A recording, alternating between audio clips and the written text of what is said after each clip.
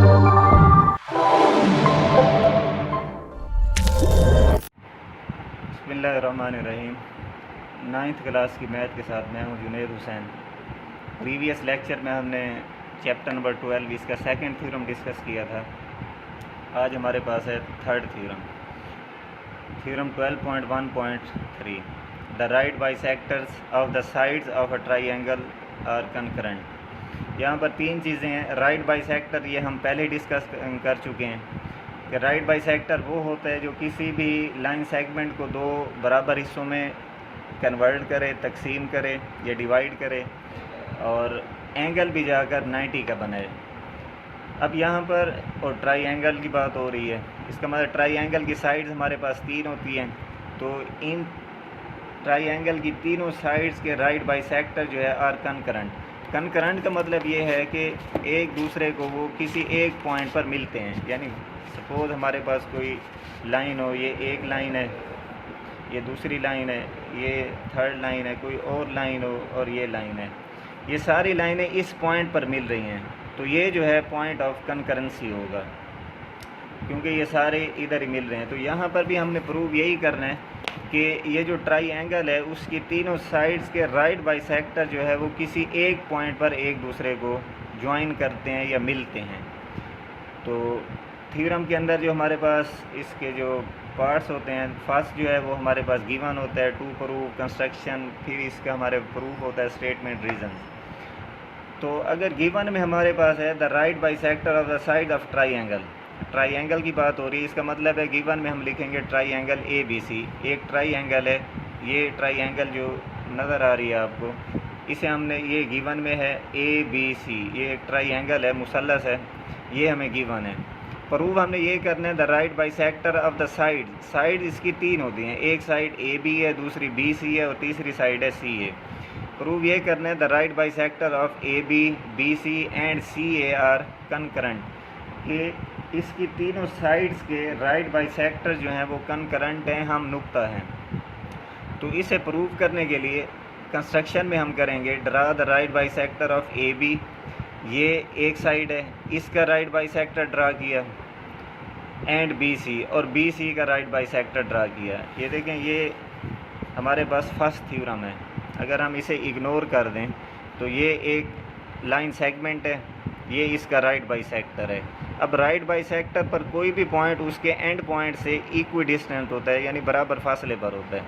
और अगर हम इस साइड की बात करें और ये इग्नोर कर दें तो ये हमारे पास ये एक लाइन सेगमेंट है। यहाँ पर लाइन सेगमेंट पे ये इसका राइट बाइसेक्टर है, क्योंकि ये खुद ड्रा किया है हमने। अब ये राइट बाइसेक्टर है तो एंगल 90 का बनाएगा और दो इक्वल या बराबर फासलों में भी इसे, तो ये इसे इक्वल या दो बराबर हिस्सों में तकसीम भी करेगा।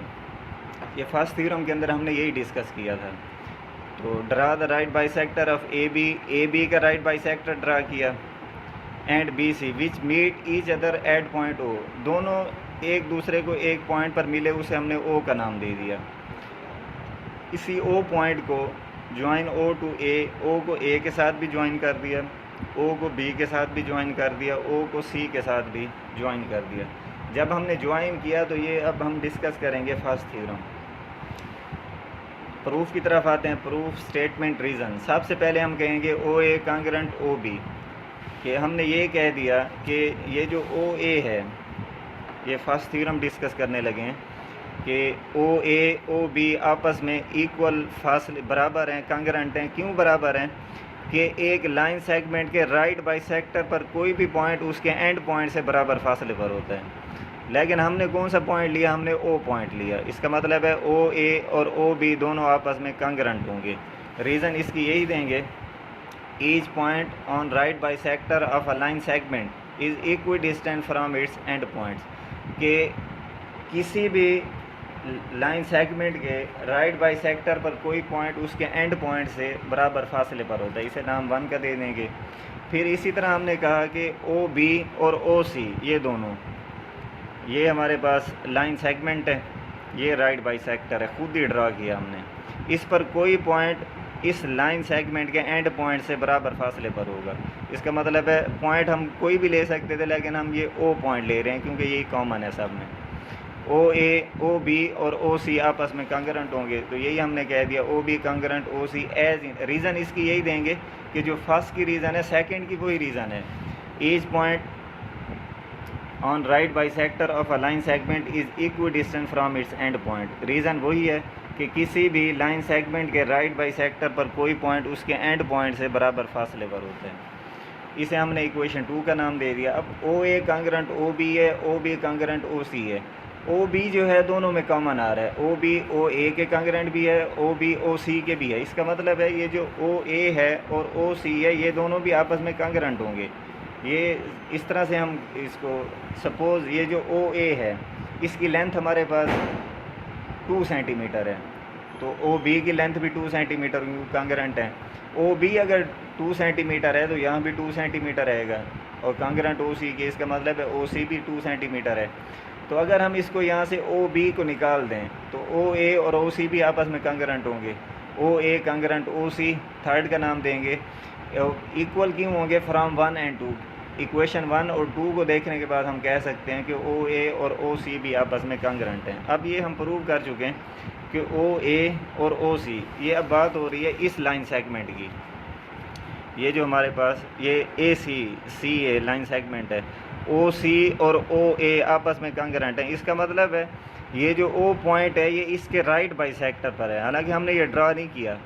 अगर ये एंड पॉइंट से बराबर फासले पर है तो ये राइट बाइसेक्टर पर होगा। अगर ये राइट बाइसेक्टर पर ना होता तो ये एंड पॉइंट से इक्वी डिस्टेंस ना होता। इसका मतलब है the point O is on right bisector of C A. इसका मतलब है पॉइंट ओ जो है वो सी ए के राइट बाइसेक्टर पर मौजूद है। O is equidistance from A and C. क्यों है राइट बाइसेक्टर पर? क्योंकि ओ जो है वो ए से और सी से बराबर फासले पर है।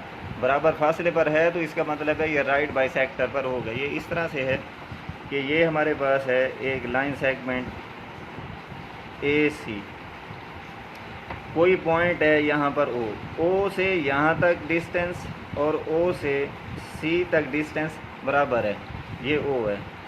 अगर डिस्टेंस बराबर है तो इसका मतलब है ये जो ओ है इसके राइट बाइसेक्टर पर है, क्योंकि राइट बाइसेक्टर पर ना होता तो फिर ये डिस्टेंस इक्वल ना होता, ये बराबर ना होता। लेकिन यही पॉइंट जो ओ है, but point O is on right bisector of A B and B C. यही ओ जो है ये ए बी के और बी सी के भी राइट बाइसेक्टर पर है। ये हमारी कंस्ट्रक्शन थी, रीज़न दे गई कंस्ट्रक्शन।